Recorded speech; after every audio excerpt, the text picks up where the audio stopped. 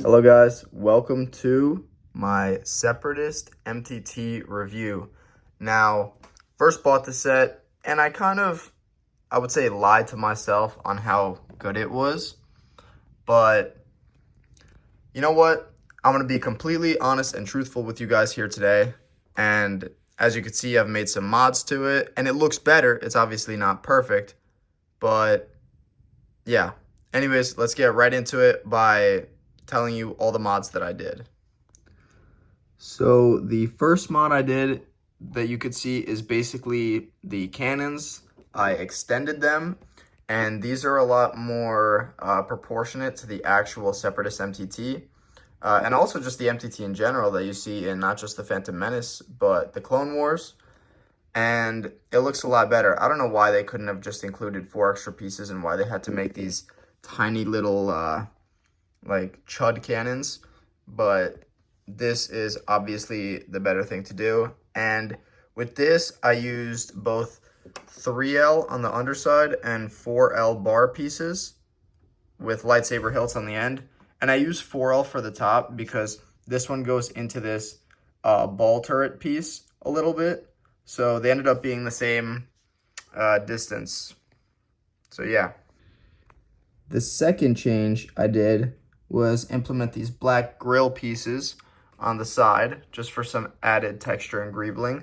Now, this was just a gap before and it looked very unfinished. Like they didn't even put a tile there or a plate or anything. So it looked like literally like a hole in the facade.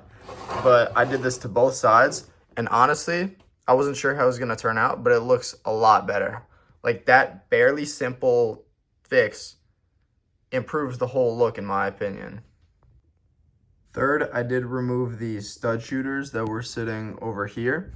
Now, one thing that I have to say with the stud shooters was I didn't initially think that they were that bad looking, and then I saw somebody else take them off, and this is like a pretty wonky proportion. It's a triangle, whereas it's kind of supposed to like taper into the top in the actual source material, but it does improve the shaping of the actual vehicle.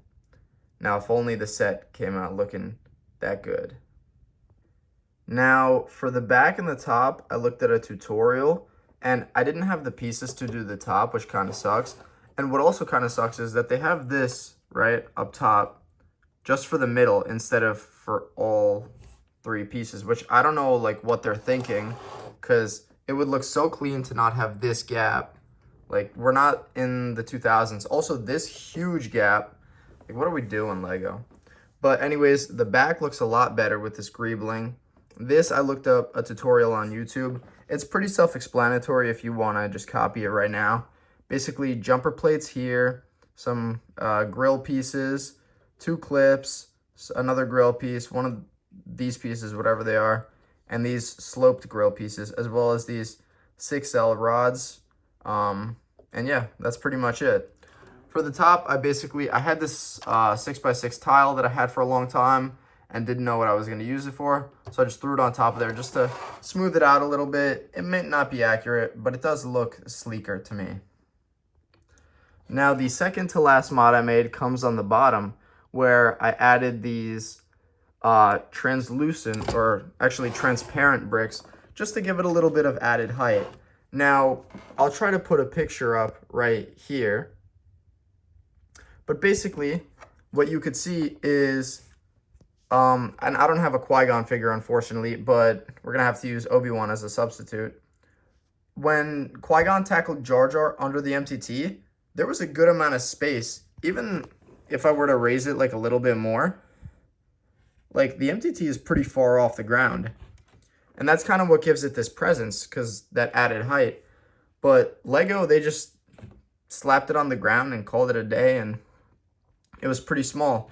In fact, if you take off, the reason why I have the Separatist MTT here is that if you take off those things, the Separatist MTT comes to about like this high on the MTT, whereas the MTT should be at least twice as tall as the ATT, based on the Phantom Menace. And I haven't really watched the Clone Wars in a little while, so I don't remember the proportions in that. But going by the movie proportions, which I think are the absolute thing, This does look a lot better. It's still not to scale, but it definitely does have a more, I guess, impending presence, if that makes sense. Now, on to the final change that I implemented. It is, I'm sure you've seen this, it is making this droid rack have 8 droids on either side. Now, this is not a feature that I'm going to use super often or at all, because every time I seem to use it, they're like either a droid falls off or droid parts fall off. But it is nice seeing this. And I've actually seen people that have made it a double rack, which is how it actually is supposed to be. But yeah, the actual play feature is very good. I mean, I'm not going to be the first to say it. I'm not going to be the last. I wish they hid this a little bit more. But at the end of the day, it looks like a vent that's coming off the back. Honestly, not that bad. Now, even though this isn't a full-on review, I do have to say one thing. And honestly, it would have saved this set a lot, in my opinion. But the MTT has this back door that can usually just come down and you could go inside. However, you have to take off the whole roof to access this back. And I know it's like a small thing, and like this is the mechanism for the play, so it doesn't really matter. But it would have just been nice to have, you know? Just so the back door came and the roof didn't have to come off. And if the roof was maybe stuck there, then they could have also covered up these gaps a little bit better. And they have the means to do so. But yeah, essentially, this MTT is far from perfect. And there's still things that I want to change about it. Like, I want to remove this piece and put like a black plate. Because the actual MTT, I'll see if I can find a picture right here, has a black stripe right here that goes down and doesn't really have this goofy looking thing. Now, is that ever going to happen, or am I going to get lazy and forget about it? That remains to be seen. However, I am interested to see how Lego moves on from something like this, because all in all, this model is pretty cool. It's the Separatist color scheme, and I mean, it's a nice model. The shaping is nice-ish, right, for what you can get. Is the set greatly overpriced? I think so, but I would say this is probably like a $80, $90 build itself. And with the figures that it comes with, which I'm going to show in a little bit, that could probably bring it up to like 100, 110. And I paid 130, which was a lot, but the set retails for 160. I mean, that's not right. That's just like highway robbery. And nobody can convince me otherwise, because this is not a $160 set. And the turbo tank is even less, a $160 set. That's like maybe like a $90 set. But anyways, that's it for the build. Let me touch upon the figures now. So the minifigures, as you can tell in the set, are actually pretty good. Now, I don't have all of them lined out because I don't want to take those out and set them back up. Anyone that's done that mod probably understands how fragile and unstable it is. So I'll just call it 6 regular battle droids, Ayla Secura, who is a phenomenal figure. I can see if I get her to focus. Now, color-wise, she's not the most accurate, I guess, to her in-universe appearance, but truthfully, I mean, it's close enough to the actual source material, I should say. Next, we have Commander Bly, who's probably the best minifigure in this set. Let's see if I could get him to focus. And what sucks about Bly is that he's not the most accurate. I don't know. Technical difficulties. I don't know if they're purposely cutting corners when it comes to the minifigures by not making them as perfect and accurate as possible. Same thing with the Fox. Like, I don't know what they were thinking with that Fox. I still don't even own it. I'm going to probably just end up getting a custom. But Commander Bly is beautiful, and I put the waistcape on him, so don't be fooled. Lego would never do that at this point in time, which is really unfortunate. But I'm glad to have Commander Bly in my army. And I didn't really care about Bly that much as a commander before.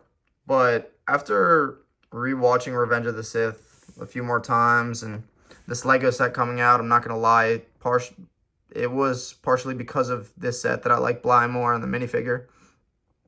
Bly's really cool, and I'm happy to have him.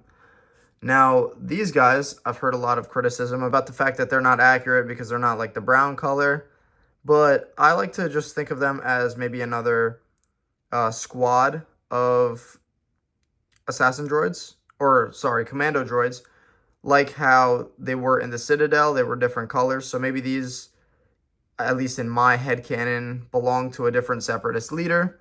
So very cool to get those. I'm very happy that they chose to include them.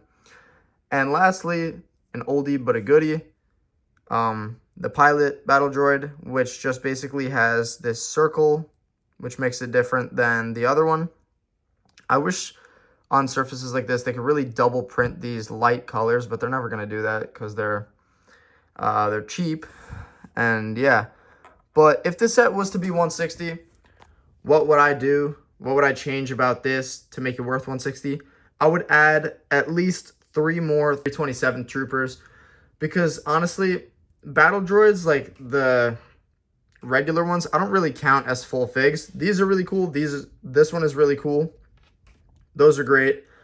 And I like how many droids they included overall, but like some more clone troopers could have gone a long way, or even they could have included another Jedi or something, or this could have been a perfect opportunity for them to put Commander Devis in, even though I don't think he's canon, but still would have been really cool, you know? But unfortunately, Lego's at the point where, well, it's been at the point where they just care about the money rather than putting out like a really, really good product. And I'm sure the designers put a lot of time and effort into this, but the constraints that they have from Lego passed down through the corporation means that they can't put out the best product possible. And I know a lot of people will try to defend the pricing with inflation and tariffs and whatnot, but at the end of the day, this is still not a product that warrants $160. Not only that, but it's just plastic at the end of the day. It's not a, mandatory thing. But definitely I would say try to find this at a percentage off, because I wouldn't say it's worth picking up at retail price. So if you could get it for like around 20% off, it's more worth it. Anything better than that, just jump on that deal, because this, at the end of the day, is a really cool set. I don't want to just sound like I'm hating on this.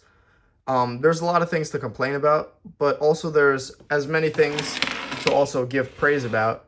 And I've dreamed of owning this Separatist vehicle for a long, long time, and now it's in my hands, and now I can pair it with the ATTs that I got in 2020, as well as, the little stap that it comes with, and a bunch of other Separatist vehicles. So I'm very happy to own that. Unfortunately, it's not going to touch the aura of the 2007 one. Even though that one looks a little bit more crude, the size alone is just far and beyond better. But anyways, that is it for this video. Thank you guys for watching, and God bless.